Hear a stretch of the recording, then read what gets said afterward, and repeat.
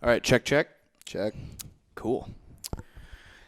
All right, Tuesday topic. So Cody and I were talking, and for today, we decided we are going to do an episode on Cody's fitness journey. So over the last 8 to 9 years since he started getting into fitness, and so yeah, let's get right into it. I just want you to start off by talking about why.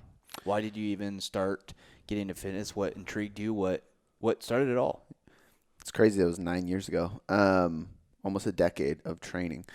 Um, Weight loss is like the general Umbrella. the thing that got me to do it. But a combination of that and just feeling really unathletic. I was never While playing sports. Well, I was never like super athletic. I was never the star player on anything, but I was always good enough to make varsity. Like I was good enough to play. But I was never the fastest, never the leading scorer, never the strongest, never anything. I just played. Yep. And it was always because I was like always slightly chubby. And then I had that knee injury junior year, tore my meniscus, had surgery, came back senior year, tore my ACL in the same knee. And that was when I was just like, holy shit, dude. Like, do you actually, and I've never heard you say this or anything, but do you think the majority of the knee tear was because of weight? No. Okay. No. Okay. It happens to a lot of people. Yeah. It was purely from I believe I had weak tendons and ligaments because I never lifted weights, which that's one of the helpful things about lifting weights, strengthening your bones, your joints, your tendons, your ligaments. I had horrible mobility because I never did yoga. I never did mobility. I never did stretching. I never did anything. I literally, all I did was play soccer, go to soccer practice, and skateboard. I never participated in weights at school. I never lifted with friends. I just never did anything. And so when I tore my meniscus, going through rehab and trying to exercise was hard. And then tearing it again was just kind of a wake up call. Dude, you're really out of shape. Not only are you overweight now and you've gained more weight because of the injury and just being lazy when you're on crutches and you're just snacking and not moving, you just gain weight. Yeah. But you also you are just unathletic. You just can't. And this goes back to I remember in 4th grade, I went to Hedden. I don't know if Hedden was around when you went to Endeavor, right? I did. So I went to Endeavor in 3rd grade. I was in Endeavor in 3rd grade. You would have been in 5th grade. No, I know it wasn't because I went there in 4th grade when they opened, and you went to SLMS that year because my brother did too. That makes sense. And I remember having back then we actually had a pull-up test. You actually had to do a pull-up test in PE. I couldn't do a single fucking pull-up, and Well, it wasn't like a pass-fail test. It was if you at the beginning if you can do one, at the end of the quarter you better be able to do 3. I remember repeatedly being embarrassed that I was the only one of my friends that couldn't do a pull-up. Yeah. You know what I mean? And then the mile test and thing. Yep. So, I think just that kind of accumulated over time. And when I was 18, I graduated high school at 17. So, 17, that summer, basically we graduated. I'm not on crutches anymore, but I'm definitely heavier than I've been. And I had 3 months with my friends before a lot of them went off to college. And we just partied and just drank and just ate. And I just didn't take care of my body. And I gained more weight. And then they all left to go play college ball and do things. And I'm like, okay, now what? So I'm 18 now. Just turned 18. I'm going to community college for business, and I'm fat. I'm fat and sweaty all the time, and I'm like, fuck, I got to do something. So I literally was like, I'm gonna start. I just got to start. And for me, it was I just want to lose weight. So at the time, it was dieting in unhealthy ways and whatever you could do to get that goal. Cardio. Yeah. That was it. Because when you don't know anything, and this is why I'm empathetic to a lot of people that come on board with us at first, you think what burns the most calories? Cardio. I'm just going to do cardio. Now, indirectly, strength training is much better for fat loss, but there's a bunch of because of XYZ, XYZ, XYZ. But if you just look at the front view, what's better for fat loss, you're probably going to think cardio. So I just started doing cardio. Explain what cardio at 18 years old did you do?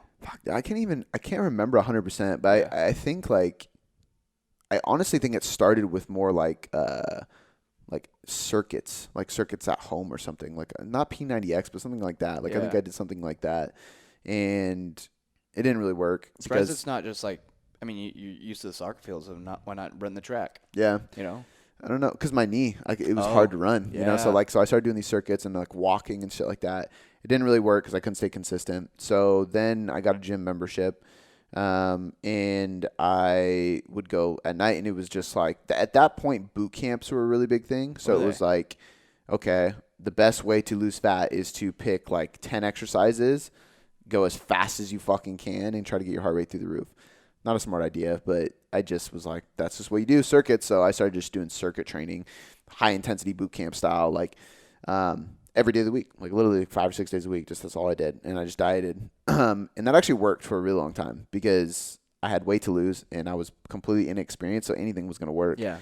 Results were going to happen. Yeah. So I just started there, man. I just started doing a ton of just like, think of like people listening, think of like a boot camp class you get on Groupon or Orange Theory Fitness. I wasn't in those classes because I didn't want to be around other people. I was kind of embarrassed at the time, but I just took those type of workouts and I would just do them by myself.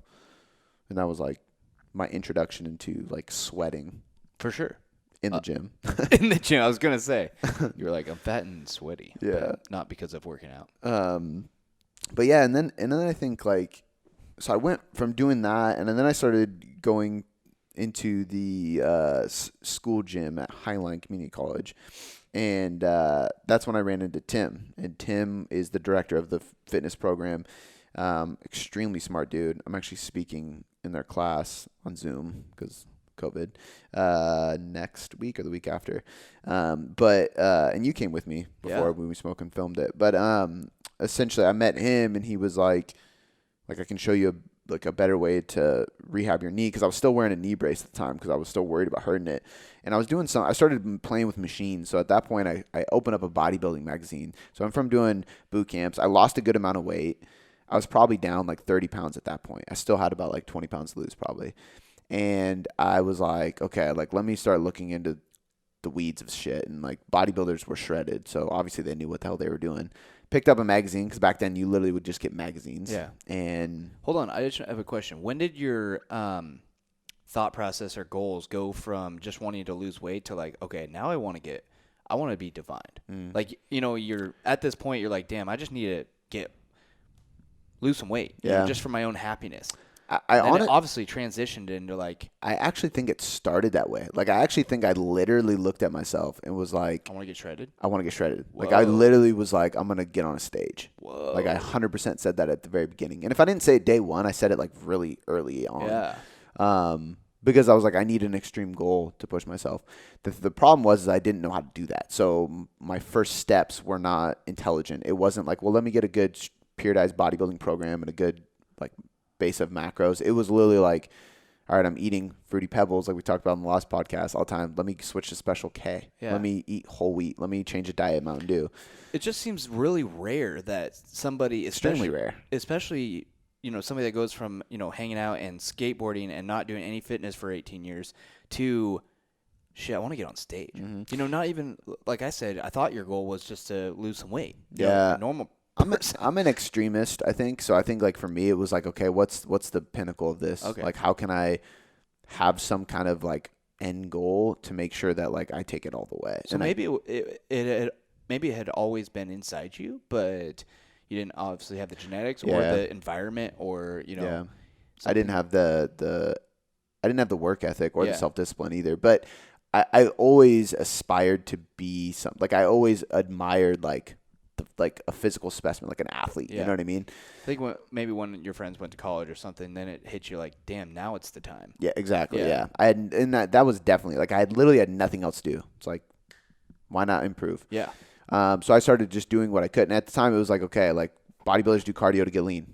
I'm going to do cardio. So I did cardio and I just started trying to eat clean, quote unquote. Eventually I was like, okay, I need to build muscle because I started losing weight and I lost a good amount of weight, but I was skinny fat. I was like, now I lost weight and with my shirt on, like I look better, but I do not look like I lift whatsoever. I don't look like a man, like what I wanted to look like.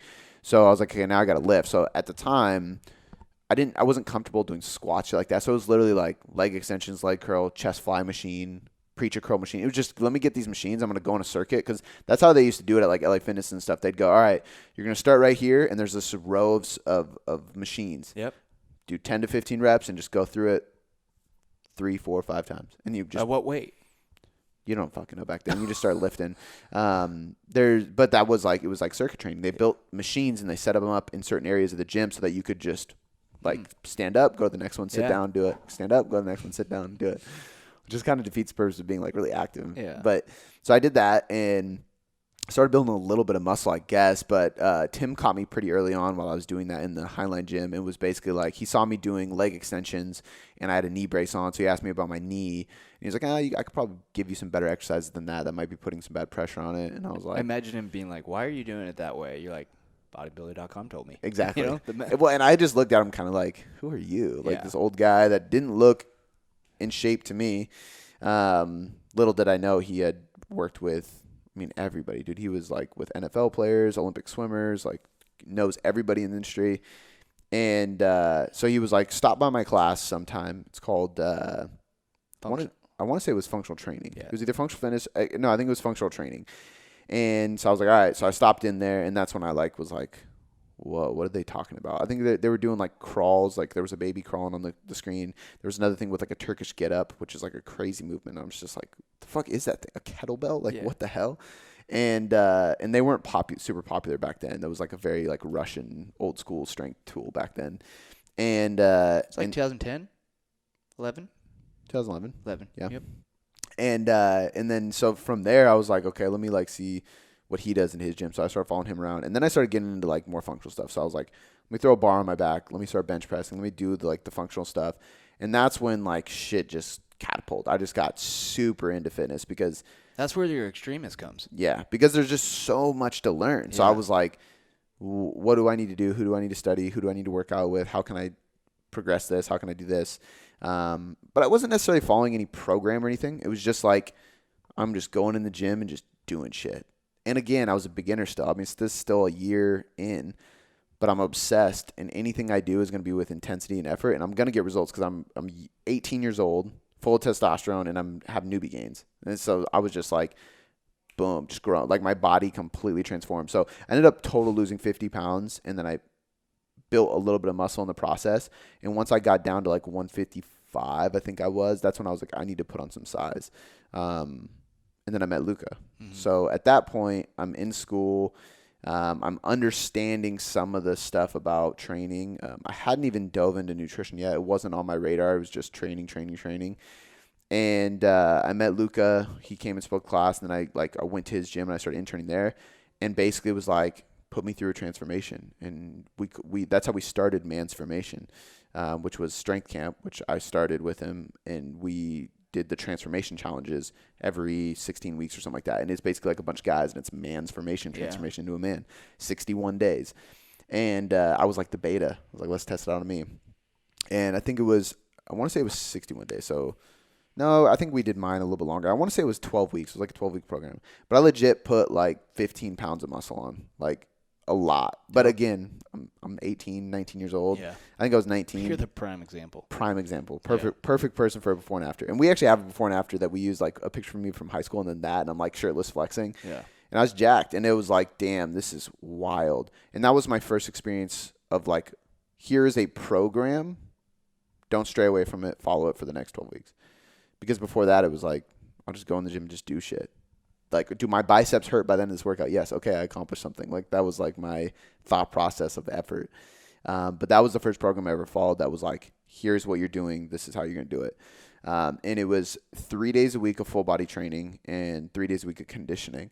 So I had one day of like more sustainable stuff. Like, I don't think I was running, but I was doing something like, I actually think I was doing 20 minutes nonstop of sled pulls. Just constantly. Ouch. So it wasn't like super intense because I wasn't going at a crazy pace. You can't for 20 minutes straight. But it was like nonstop effort. And then one day it was like, tell you what, at minute 19 and 20, you're hurting. Oh yeah, absolutely horrible. I actually love that for a cardio. I've programmed that for a lot of people over the years. I had one day that was a hurricane, and that was like what we would do with training for warriors, and it was basically like you remember those? Oh yeah. There was like 3 circuits, and it was like You have 3 exercises in each circuit and a sprint variation between each one. So it'd be like prowler down back, Russian kettlebell swings, Russian kettlebell twist, or like kettlebell overhead press or something along those lines. But it's brutal. And it was basically like a upper or lower body movement, something for your core, and then some kind of sprint. And those were just like super hard, high intensity conditioning sessions. So I would do 1 or 2 of those a week. And then I had 3 just full body strength. I want to say I followed Wendler's 5-3-1. So I had bench, squat, deadlift, but it was squat, bench, deadlift. So Monday, Wednesday, Friday. And it was the 5-3-1 protocol. And then we would just cycle that. So I'm working in like the 1 to 5 rep range, building strength. And then everything was just super. It was the first time I ever experienced like crazy functional training, like doing things I remember the sandbags we had were like, just like, they look like old army bags. Like they were just like sand everywhere when you put them, but like a sandbag over your shoulder, heavy kettlebell hanging on your side, doing reverse lunges into a box step up. Like just while holding that. Yeah. Just like crazy shit. And that they used to like, it used to be fun, like training with Luke, because everybody would say like the crazy Sylvanian, and he would just put together these programs on the whiteboard, and you just look at it like, dude, what the fuck? Like, you want us to do that? Like, this doesn't make any sense. And then like you'd look back and there was something else added to it as like you're halfway through, and he's just getting amped up. Like that guy has a second win. Like, and it was just like, God damn it. But really good times training. I pushed myself really hard. But at the time, through the Transformation thing, that was my first legit program, and it was 3 days a week, full body, 5-3-1, and then a lot of functional stuff like that, a lot of chin-ups, a lot of rows, and a lot of sled work, a lot of conditioning, a lot of just like really like dumbbells, kettlebells, barbells. Yeah, like some bands, but like just really functional body weight, like no machines, because there wasn't any in the gym that we trained at. And that was the first time I ever experienced that, using chains and sandbags and throwing balls and doing sprints and shit like that. And I think that it was such a radical change that my body just fucking completely shifted. So I long story short, I got through like 12 weeks or so of that, gained about 15 pounds of muscle.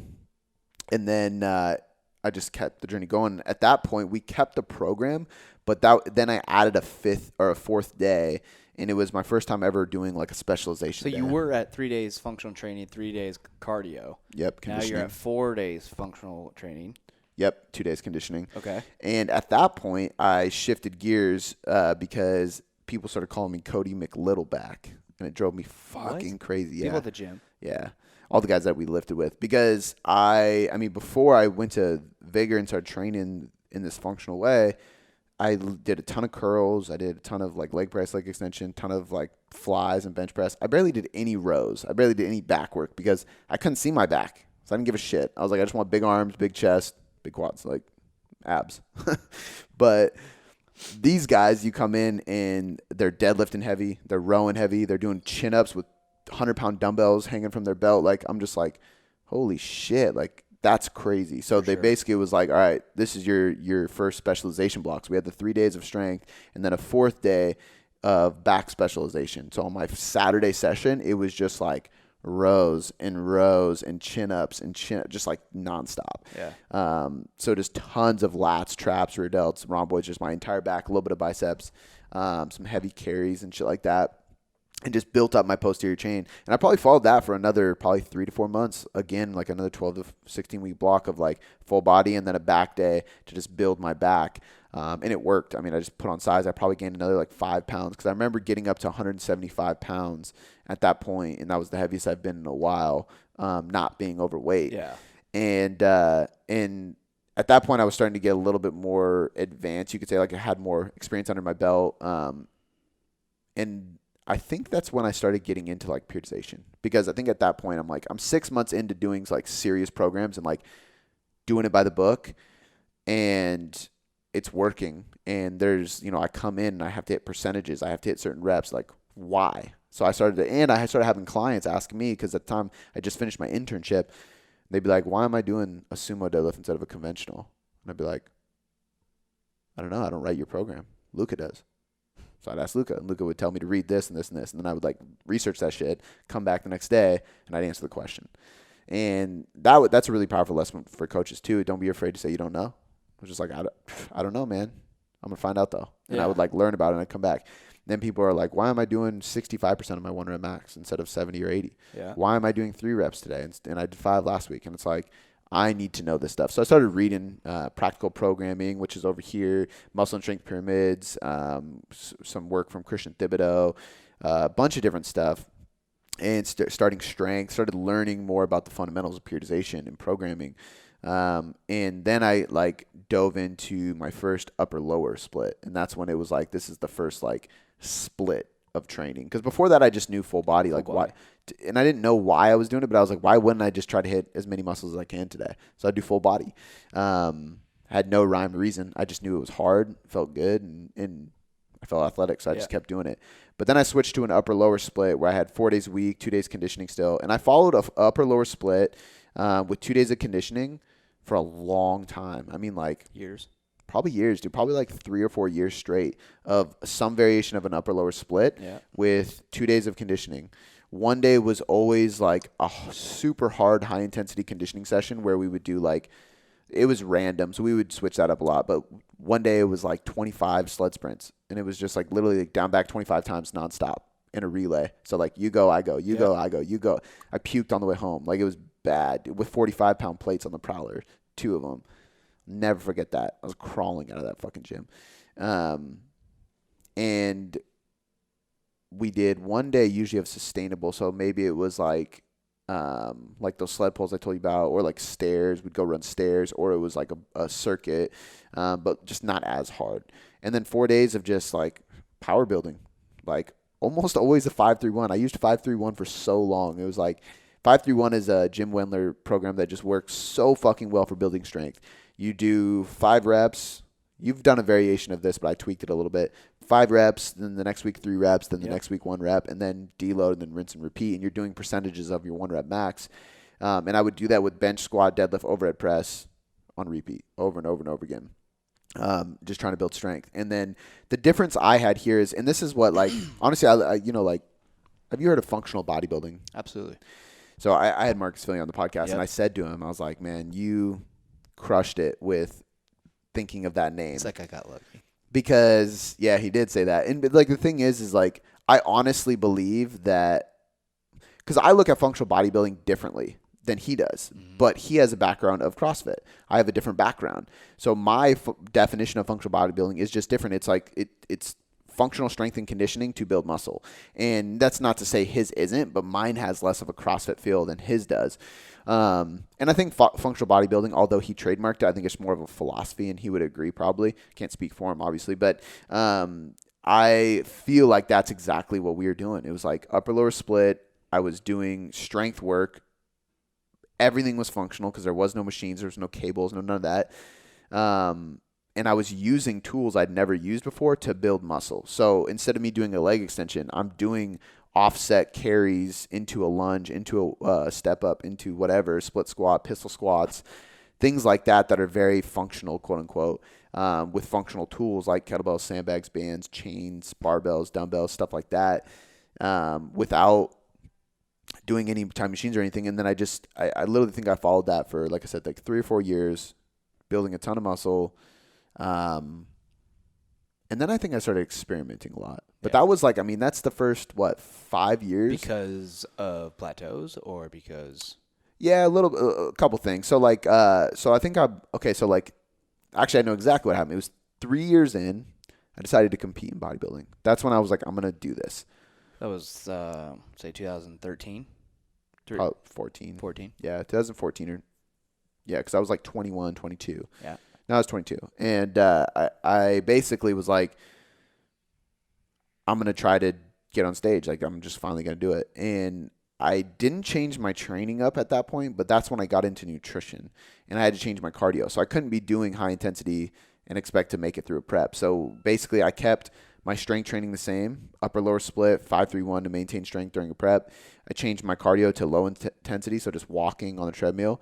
And then it was the first time I ever tracked macros in my life. And I got fucking shredded, just like completely shredded. And I didn't know why, because they didn't really tell me, hey, here's your daily macros. They were like, eat this. And it was like, you have to have this much protein per meal. You have to have this much fat per meal, this much carbs per meal. In each category, you only counted the protein. So if I had chicken, I wouldn't count the fat in that chicken, just the protein. If I had oats, I wouldn't count the fat or protein in those oats, just the carbs. But I had to stick to like 4 foods per category. So I literally was like, okay, I can have white rice or oats. I can, in like vegetables, it was basically like asparagus, green beans, or broccoli. I could have chicken, tilapia, or eye of round steak. Do you know what that is? That sounds gross. It's the leanest cut you can get. It's Yeah. like just dry, like it's the worst steak. It's cheap as hell, but I mean it's super lean, so there's no fat in it. But I could only have that cut of steak. Super restricted diet. I ended up gaining all the way back after the prep, but it was successful.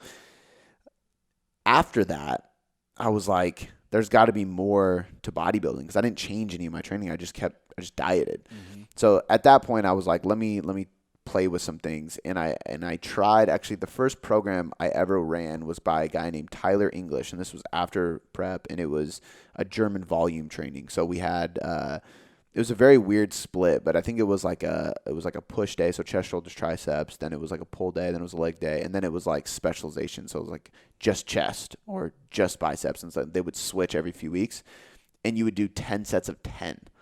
Damn. So much fucking volume. Whoa. German volume training is just horrible. So it was like, all right, we're starting with front squats for legs day. It's a lot of reps and a lot of sets. 10 sets of 10, and you're just like, fuck, dude, it's brutal. It's horrible. Way too much. You don't need that much at all. And but it was every day started with that. So it was like bench press 10 by 10, weighted chin ups 10 by 10, front squats 10 by 10.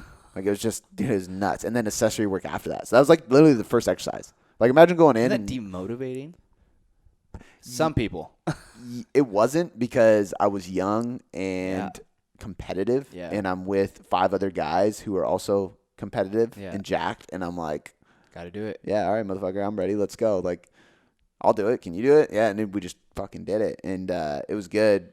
It was hard, very brutal. But that was my first like experiment with any type of like high volume bodybuilding. Yeah, and then after that, I actually went into like a push-pull legs, I think. And then that was like my next experience, which was like lower volumes, push-pull legs. And I spent a lot of time doing like upper lowers, push-pull legs, like just bodybuilding splits for a while, just trying to build muscle over time. And I got to a point where I got bored and I was like, I need to go back to like my roots. And me and Theo did a program called Built for Bad by Christian Thibodeau. So I go from doing upper lower splits for like 2 to 3 years and then doing some like bro bodybuilding high volume stuff for a couple years. And then I switch back to like strength and performance, and it was probably the most brutal program I've ever done, but I saw insane gains. And there's actually a really good lesson here. Sometimes people say the best program for you is a program you're not doing right now. And to say like doing something different is better for you, change is good. And I agree with that, but the problem with that is if you think that, then you could be 1 week into a program and say, oh, the best program for me is the one I'm not on, so I'm gonna switch programs. Well, now you're just program hopping, and that's not good. But there is 1 week. That's nothing. But there is a study that shows, because they tried to do this, they tried to basically create novelty and see if it would stimulate more gains, and the answer is no, it wouldn't. You probably get more gains from sticking with the same program for a long period of time. However, they saw a crazy amount of gains in a group who had a dramatic shift after years. So they've been Olympic lifting and doing like competitive Olympic lifting for 3+ years, and then they went to a completely bodybuilding approach, and they gained a ton of muscle, even though they're advanced lifters. But it's because they haven't had that type of stimulus in 3+ years, which is what I think happened to me here, because I went from doing a high volume bodybuilding style programming for years, and I dropped my volume significantly, and I went to a full body program called Built for Bad, and it was basically every day you were working in the 80 to 100% of your 1 rep max rep range, like really intense. And you would do a strength circuit, 5, 4, 3, 2, 1 through 5 lifts. So you start with a bench press, then you go to a squat, then you go to a snatch, high pull snatch, then you go to a military press, and then a weighted chin up. So you're basically doing something for every body part, and you're doing like hard barbell lifts. So we would set up barbells on all these squat racks around the gym, and we would do circuits like going around. And you'd spot each other, and then my rest period would be spotting him because we're going heavy. And you would do 5 reps, and then you would do 4 reps, 3 reps, 2 reps, 1 rep. So you're basically working up to a 1 rep max every day. And on the lower intensity days, you're working up to 92.5% of your 1 rep max. Moderate days were 95, and then high days were 98.5. Getting specific. Very specific. Wow. And you literally almost reach 100% every time. And people can look this up. Type in T Nation Built for Bad on Google. It'll pop up. Christian Thibodeau wrote it years ago. We probably followed that for like 8 weeks. Basically, it said, like, follow this until you like completely plateau. Like, you're just not gaining anymore. And we followed it for a while. Dude, my lats blew up. My chest blew up. All my PRs went up. To this day, that was the heaviest I've ever benched in my life. 265 was my 1 rep max. That was the heaviest I've ever benched. Wow. Granted, I haven't tried to do a max in a while, but I felt good, man. I was like big, strong. I was doing way more low volume. And then I was like, man, what the fuck? Like, this is different than what people say to do to build muscle. And it worked. And then I got really into Christian Thibodeau's programming and started doing a bunch of his different programs and stuff. Because that guy's really creative with programming, really fun programs. But we followed that for probably 8 to 10 weeks, gained some more muscle. And it was like, honestly, like now that I look back at it, I had a lot of periods of time where I was just trying to build muscle. This is where you were saying you were experimenting. Yeah, exactly. And the whole time it was always just chasing muscle. I was just trying to build muscle. I wanted to be lean, but that wasn't my main goal. I wanted to get bigger. It wasn't until like I started thinking about starting an online business that I was like, I should probably be lean pretty consistently because I got to look the part. Yeah. So sure. I started cutting more. And I've been relatively lean for years until this year when I was like, fuck it, I'm going to gain some size and I don't care if I get a little fat. But yeah, man, I followed. So the Built for Bad got me back into full body. And that was kind of like a good shift for me because I enjoy full body programming. And then after that was when I actually started hiring coaches. So at that point, I had been doing free programs. I had been doing programs with Luca and Theo and Akeem and Hugh and people at the gym who we'd kind of write it together. Luca would kind of lead it, and then we would just do those programs as a unit. But there was never anything customized to me. And so I hired Jeff Nippert, actually. And I want to say he was the first person that I like legit hired as like an online coach to be like, come in and do my shit. And so he started programming for me and doing my nutrition. He coached me for a couple photo shoots, and then like just gain, cut, before like the huge YouTube presence. Like I found him on YouTube, but I think he had like 3,000 subscribers. Like now he has 2 million. Yeah. It's crazy. Yeah. But I worked with him, and then I worked with somebody else. I kind of like jumped around. Besides my bodybuilding prep coach who just did my diet, I hadn't hired a coach until that point. A training coach. Training coach. Okay. And so at this point, I started hiring people to do training and nutrition, or both. Like at one point, I hired somebody from one company in nutrition, and then Brian Borstein came on board, started doing my training think tank. I've worked with a bunch of different bodybuilders. Like I really just I started experimenting with different coaches and seeing how other people program. Yeah. And I took this time to learn from strength coaches, bodybuilders, CrossFit athletes, like all these different people over the years, and try all these different programs. And it was just like probably 2 or 3 years straight of just experimentation, like following a 12-week program and then following a completely different 12-week program, which granted, it's probably not the best way to go if you want to transform your body, but I was learning so much and I was falling in love with these different challenges and aspects of fitness. Yeah. And that's even when I jumped into Muay Thai and then Brazilian Jiu-Jitsu and then boxing. And so that had to be integrated into my coaching. You weren't doing it from a client mindset. You were doing it because you wanted to be a coach. Yeah. From an educator's perspective. Correct. And I spent a solid few years doing that, man. Like just bouncing around. Like I hate to say bouncing around with coaches because that sounds like I was like a coach hopping, but I was with people for months. Like it wasn't like, oh, I'm going to hire this guy for 30 days. And go to the next one. Like I would be with somebody for months because this is years of me doing that. Yep. And the thing that like stuck with me the most towards the end was I really enjoyed the process of building muscle and then cutting for a photo shoot and then being able to be like, how's my physique look? Okay, I'm going to outdo that next time. Yeah. And Jeff Nippert helped me with the first one, and that's when I really started falling in love with that physique transformation process.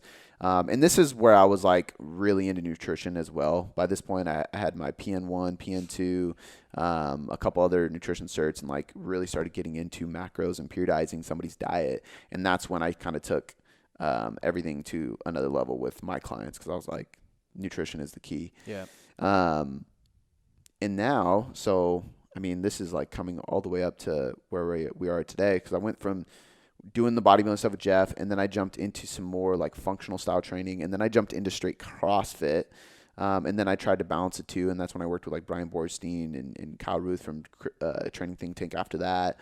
I want to say something before you keep going on. With the whole bouncing around with coaches, but like you say, each coach, I'm just going to throw a number out there. Say each coach was between 5 or 6 months or whatever. You could even almost say that you are still doing that because you're bouncing. You know, you've never coached with Eric Helms and Trexler and stuff like that, but you're doing it for 12 months. Yeah. You know what I mean? So even if you say you're still going to coach hop for the next 5 years, but it's going to be 5 coaches in 5 years. Yeah. You know what I mean? It's not really hopping, but well, you're also learning their programs. And that's like actually why I, to this day, I still buy people's programming and not do it. Books and not do it because I want to learn. Yeah. Like I literally just bought a program from somebody I know in the industry, and he texted me and he was like, "Bro, thank you for supporting. Like, are you going to run the program? I can like help you out with this." And I was like, "I'm going to be completely transparent, man. I'm not going to run the program. It looks amazing, but I just do it just because I want to support you and I want to learn. Like, I just want to see what you're doing and how you're doing it because you're smart." But yeah, and that's exactly. Does he say, "Oh," or "Dope"? Yeah, no, he gets it. He's the same way. I do his nutrition, so okay. he knows like how it is. But yeah, and it's like I mean that's part of the reason why I love the podcast too, because you know today I'm interviewing Bill Campbell later, who does arguably some of the best studies on physique development. Tomorrow I'm interviewing Eric Helms. Like I get the chance to pick brains of like these really intelligent coaches over time. But yeah, and like next year, who knows if I'm going to work with Eric Trexler again? Yeah. Like maybe it'll be the next guy. You know what I mean? Who knows? But worked with Chris Bearcat in there too. Like it just a bunch of different people over the years, and I just kept learning. And now I feel like I'm in this place where I've kind of been able to meld pure, like mold together pure bodybuilding, true like functional strength and conditioning. Like that's for my strength and conditioning coaches. You'll know what I mean by that. CrossFit even, and then like kind of melding it all together. So it's like, how can we be functional, move well, be pain-free, but build muscle, be aesthetic, and still perform well, be strong, stuff like that. And like, how can I make this fun and exciting? Because a lot of times people are so by the book that it's just a boring-ass program. Yeah. So I've been able to kind of take all these things over the years and kind of put it together. And now that's what I do for clients. But for me personally, now I'm all the way back, it's funny, to a push-pull legs, which is where like I was probably 4 years ago. So a lot of things don't necessarily change, but I'm just lifting heavier weights now. I would say my skill behind each movement pattern is better. I'm definitely in a bodybuilding stage of my fitness career right now. Like, it's still functional because we don't have a ton of machines here, dumbbells and stuff like that, but it's very bodybuilding. You know, I mean, you see me in there. I'm like literally we're just sitting here, build muscle. It's just fucking curls and we're just curling. We're benching, we're just benching. It's no supersets, no high intensity stuff. But that's the goal. And, you know, sometimes I get the urge, the last thing I'll say on this, sometimes I get the urge to, like, switch it up or jump into some conditioning, do these things. But I have to constantly remind myself, like, the goal is to keep the goal the goal. So don't bounce around. Yep. Right? And that's a quote from Dan John, really great strength coach. Also who I learned from because Tim was friends with him. But that's just it, man. So many times people start building muscle and they get a couple months in. They're like, all right, I'm ready to cut. Or I want to try out this. Or I want to try out this. Or I'm going to jump into CrossFit. And it's like, try it out, but later. Yeah, exactly. Like fitness is a lifelong journey. You know what I mean? So for me, like I'm doing this right now. When I get done with this and I'm at my goal, like I talked about on the last podcast, when I hit 185 pounds and I'm lean, then I can move on to like, okay, what am I going to do now? It's going to be functional. It's going to be intense. I'm going to do hikes. I'm going to get outside, whatever it may be. Swim marathons. Maybe not swim marathons. I don't think I'd actually do that. But who knows? Just something else. Something else. And right now it's just building muscle. It's just keeping the goal the goal. Dope. That's awesome, man. Yeah. That's good. It's a long-ass fucking journey. Yeah. Now that we look at it like that. 9 years. In 40 minutes. I've done a lot of programming. That's but I think to cap this off, the lesson of it all is functional strength training trumps everything. Like it's always going to be the base of everything I do. Along with nutrition. Along with nutrition. But like from a training perspective, like functional strength training is going to be the route. Like you should be lifting heavy shit. You should be doing functional movement patterns and you should be doing some bodybuilding because that's the best way to get strong, look good, and feel good.